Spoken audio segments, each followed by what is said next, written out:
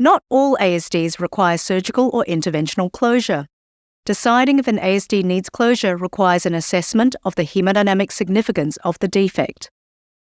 The size of the ASD has a large role to play with whether the defect becomes hemodynamically significant.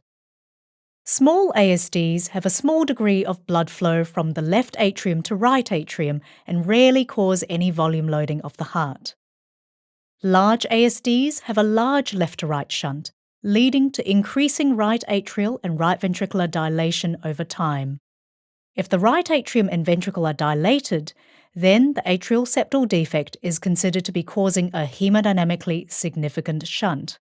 If there is evidence of right-sided volume loading, this is generally an accepted indication for closure, which is usually carried around preschool age. Moderate-sized ASDs may or may not be hemodynamically significant, but do warrant follow-up for monitoring. The ASD can get smaller over time and even spontaneously close, or it may remain a moderate size and lead to right-sided volume loading.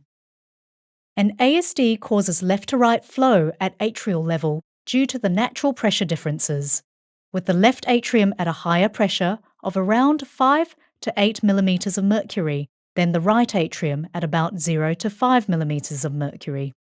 As an ASD is a low-pressure defect, usually the pulmonary artery pressures remain normal. However, occasionally, with long-standing left-to-right shunts from an ASD, it is possible to see an elevation in right-sided pulmonary pressures. This should be assessed prior to ASD closure.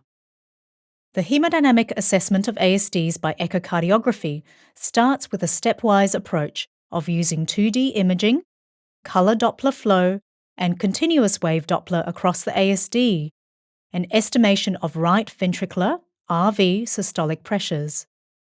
We can assess the degree of dilation of the right atrium and right ventricle by 2D imaging in a number of ways.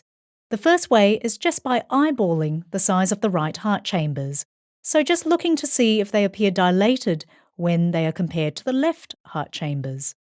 The degree of right atrial and ventricular dilation can vary. This example shows a mildly dilated right atrium and ventricle as compared to the left heart. This is an example of a severely dilated right atrium and ventricle. Right ventricular function typically remains normal, even in the setting of severe right ventricular dilation like this. The next way to assess dilation is by measuring the size of the right ventricle. On 2D imaging, the right ventricular size may be quantified by measuring the dimension of the right ventricle in end diastole. We can also use M-mode to obtain the measurement, with the right ventricular internal dimension shown here. When we move on to color Doppler to assess the ASD, left to right blood flow is seen across the defect in the atrial septum. With continuous wave Doppler, the trace across the ASD will show low velocity left to right flow in systole. ASDs may be associated with tricuspid or pulmonary regurgitation. By using continuous wave Doppler to measure the peak pressure gradient of the regurgitant jet across the valve, we can estimate right ventricular systolic pressure. This provides an accurate reflection of pulmonary artery pressures. Here's an example of tricuspid regurgitation with the blue regurgitant jet seen here. The continuous wave Doppler across the tricuspid regurgitant jet shows a peak gradient of 15 millimeters of mercury.